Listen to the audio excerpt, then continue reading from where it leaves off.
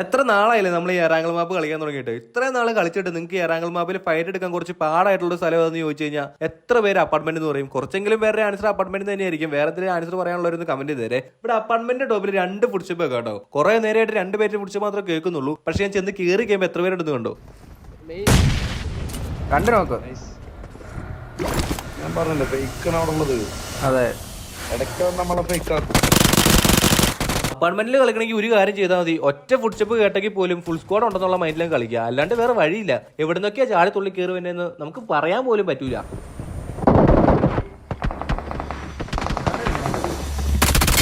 ഇവന് നിങ്ങൾ നോക്കി നമ്മളെ ഫസ്റ്റ് പ്ലെയറെ നോക്കിട്ടൊന്നും പുള്ളി അവിടെ നിന്ന് അനങ്ങിയിട്ട് പോലും ഇല്ല. ഇനി ആ മൂന്നാമത്തെ പ്ലെയർ നമ്മുടെ ടീമേനെ നോക്കാക്കും. ആ സമയം കൊണ്ട് നമ്മൾ W മാക്സ് കളിച്ച് ജെല്ലി ചാടി ചെല്ലും.